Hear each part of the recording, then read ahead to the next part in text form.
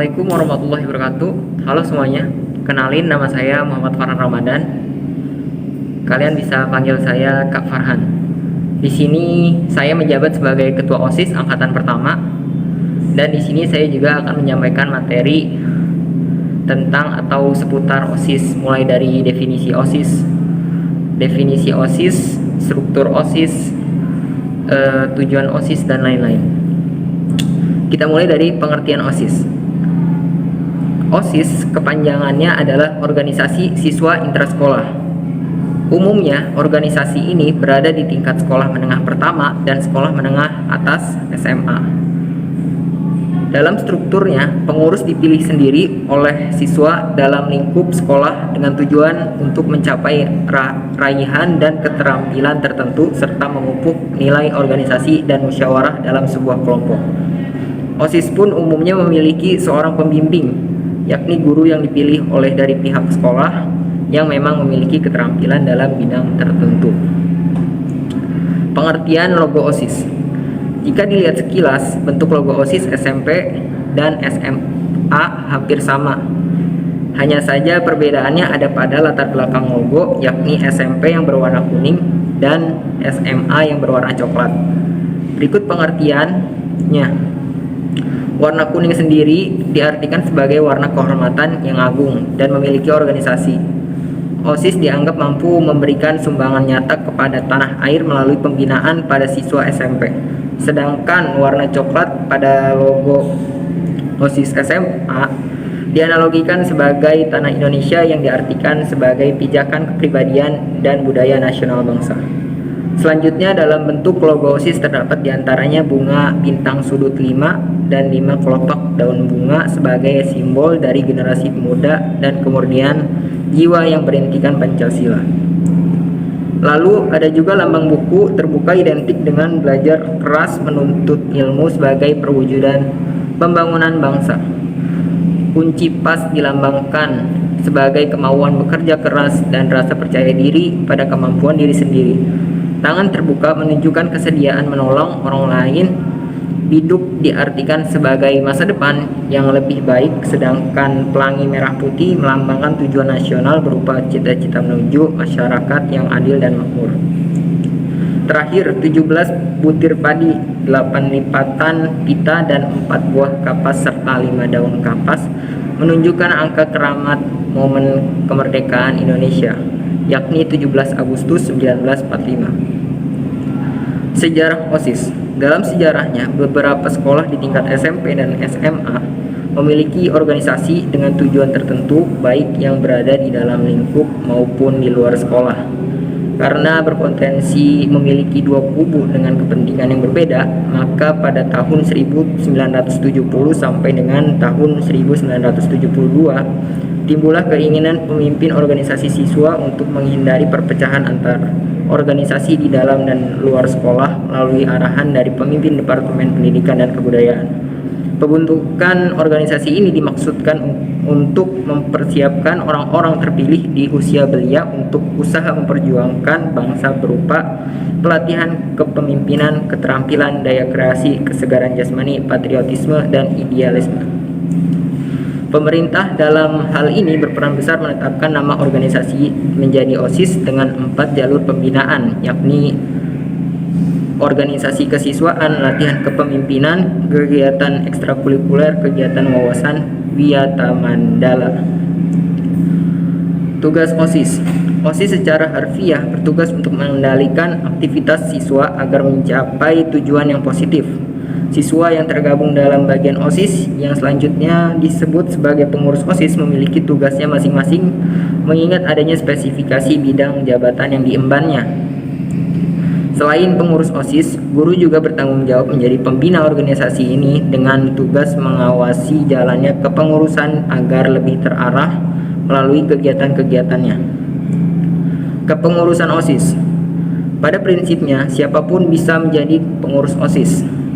Namun karena menjadi pengurus OSIS memiliki beban tersendiri, maka terdapat seleksi untuk menentukan siswa yang akan menjadi pengurus OSIS. Diusahakan komposisi pengurus OSIS juga disesuaikan dapat terwakili dari seluruh kelas dan seimbang antar jenis kelamin. Masa kepengurusan OSIS umumnya disesuaikan dengan 1 tahun masa ajaran, yakni terpilih pada bulan Juli dan berakhir pada bulan Juni.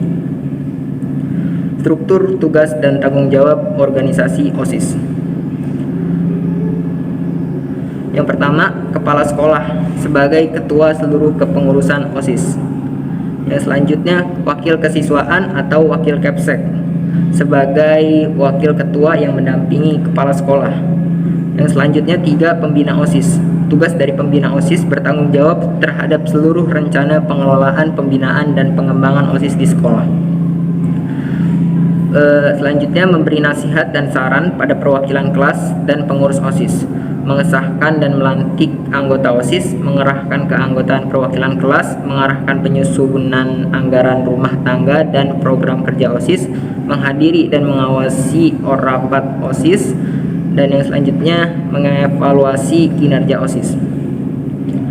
Yang keempat, pembina keuangan, bertanggung jawab atas seluruh rencana pengelolaan, pembinaan, dan penggunaan uang dalam anggota OSIS, memberi nasihat dan saran pada bendahara dan wakil bendahara, mengevaluasi keluar masuknya uang dalam organisasi OSIS. Yang selanjutnya adalah ketua OSIS. Tugas dari ketua OSIS adalah memimpin organisasi dengan baik, menetapkan kebijakan dan menyusun program kerja. Selanjutnya, mengordinasi seluruh anggota kepengurusan, memimpin rapat, mengevaluasi kinerja seluruh anggota kepengurusan. Yang selanjutnya, wakil ketua. Tugasnya adalah bekerja sama dengan ketua dalam setiap kegiatan, ikut menetapkan kebijakan dan melaksanakan program. Yang selanjutnya, memberikan saran dan nasihat kepada ketua setiap mau mengambil keputusan, menggantikan ketua saat ketua berhalangan, bertanggung jawab kepada ketua. Yang ketujuh, sekretaris. Tugasnya adalah sekretaris bertindak sebagai notulen, menyiapkan agenda, evaluasi kegiatan, hasil rapat, dan laporan. Dan selanjutnya adalah bendahara. Tugasnya adalah bertanggung jawab mengetahui pemasukan dan pengeluaran uang, mengatur inventaris dan perbendaharaan, membuat kwitansi untuk tiap transaksi. Tugas wakil bendahara ialah mendampingi bendahara, membantu, menggantikan, dan ikut mengawasi keluar masuknya uang selama menjabat. Yang kesembilan, ketua seksi bidang. Tugasnya bertanggung jawab atas seluruh kegiatan yang berkaitan dengan bidangnya masing-masing, melaksanakan kegiatan seksi yang diprogramkan, memimpin rapat OSIS, menetapkan kebijakan dalam lingkup seksinya. Yang selanjutnya adalah motivasi menjadi anggota OSIS. Motivasinya yang pasti adalah pengalaman organisasi. Dengan menjadi anggota OSIS, kalian diajak untuk memiliki pengalaman bersosialisasi dengan banyak orang dan berani bersuara. Hal ini berguna bagi kalian yang akan terjun ke dunia kerja nantinya dengan anggota tim yang lebih kompleks. Yang selanjutnya adalah memupuk jiwa kepemimpinan. Menjadi pengurus OSIS berarti kalian akan diajak untuk secepatnya beradaptasi dengan segala situasi dengan menggerakkan inisiatif. Yang selanjutnya adalah memiliki kemampuan manajemen waktu. Kalian yang menjadi pengurus OSIS diajak untuk memiliki manajemen waktu yang baik. Karena selain menjalani proses belajar dan mengajar, kalian juga memiliki tanggung jawab di organisasi. Yang selanjutnya adalah merasakan dampak melalui program kerja. Sebagai pengurus, kalian akan diajak untuk melakukan kegiatan melalui program kerja seperti melakukan penggalangan dana, kerja bakti, kegiatan pentas seni, dan lain-lain.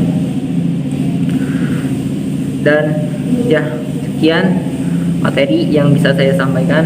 Assalamualaikum warahmatullahi wabarakatuh.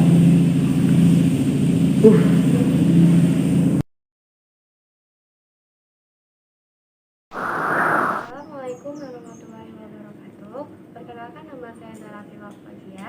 Kalian bisa panggil Kak Zahra. Di sini kakak bakal bahas tentang materi MPK. Ada yang tahu gak nih MPK itu apa? Jadi kepanjangan dari MPK adalah Majelis Permusyawaratan Kelas.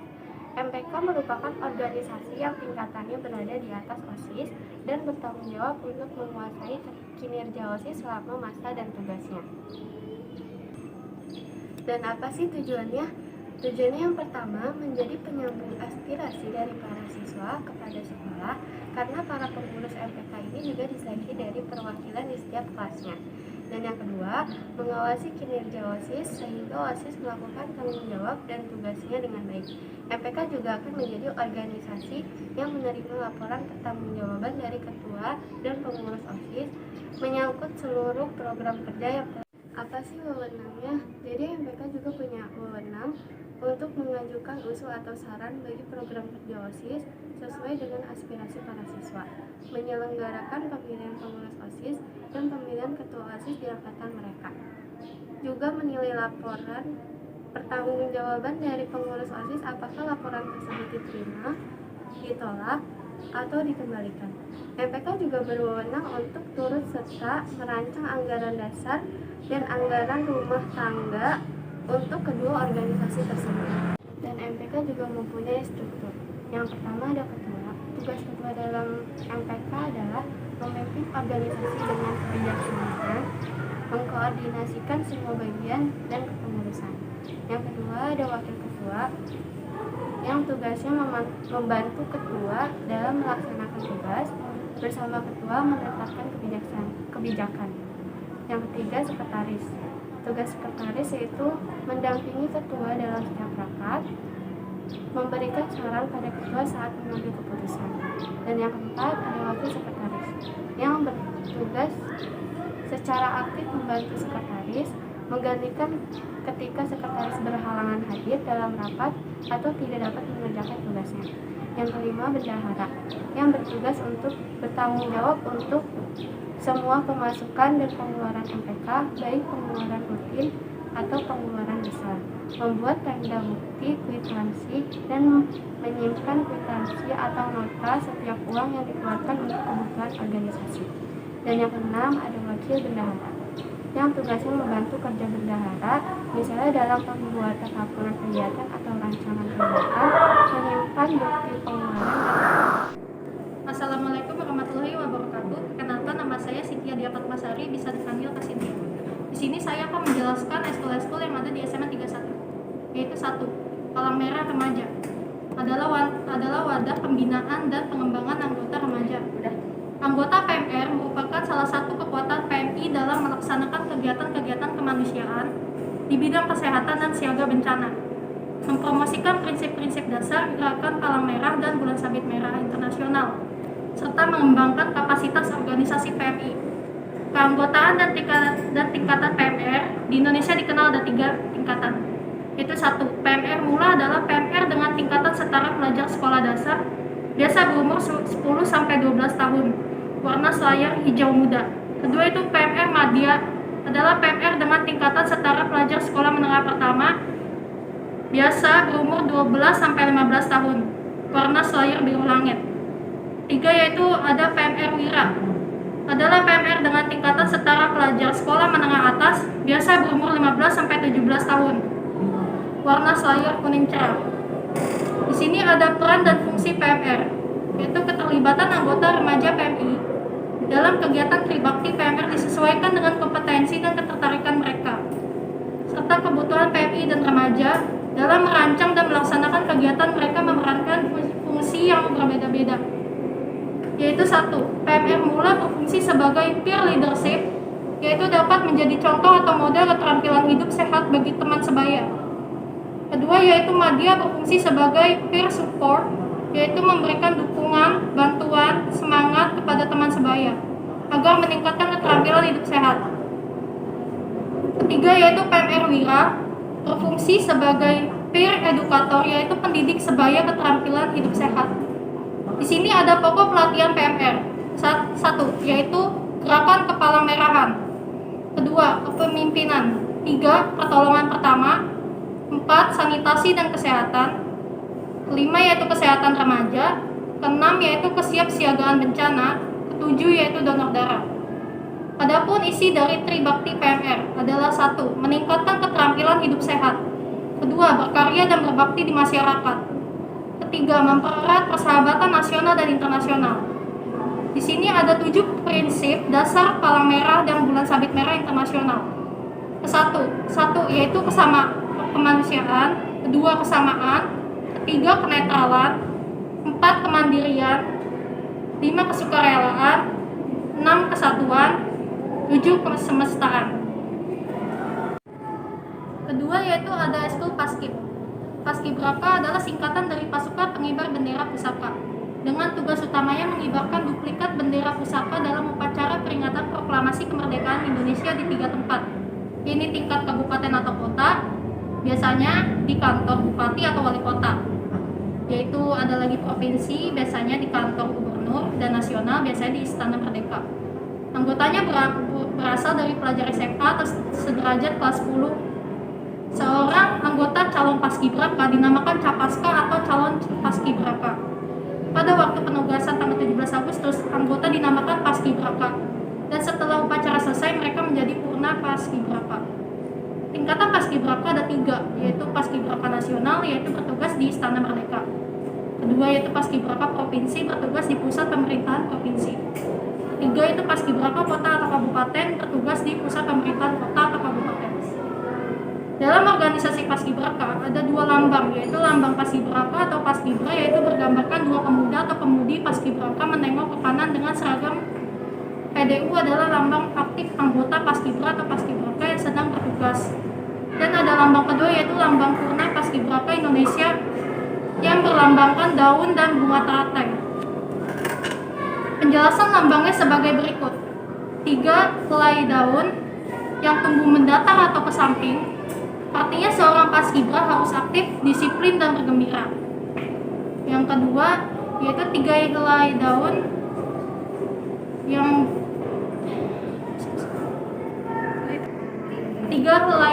tumbuh ke atas, artinya paskibraka harus belajar, bekerja, dan berbakti. 3 helai daun yang tumbuh mendatar atau ke samping, artinya seorang paskibra harus aktif, disiplin, dan bergembira.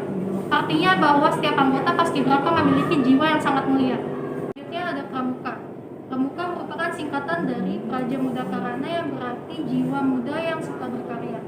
Pada tanggal 14 Agustus 1961, gerakan pramuka diperkenalkan secara resmi kepada masyarakat.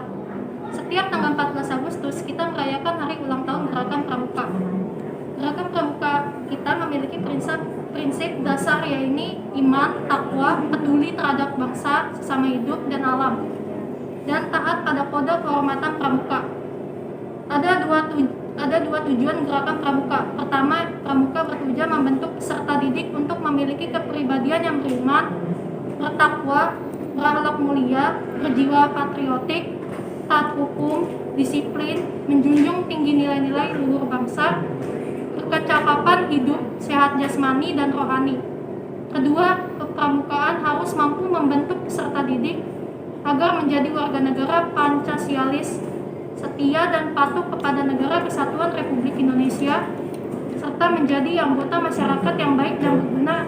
Pramuka dilambangkan dengan tunas kelapa. Tunas kelapa menandakan bahwa pramuka harus mampu berdiri kokoh, tumbuh tinggi, kuat, memiliki banyak manfaat bagi sesama. Pramuka tidak sekedar baris berbaris.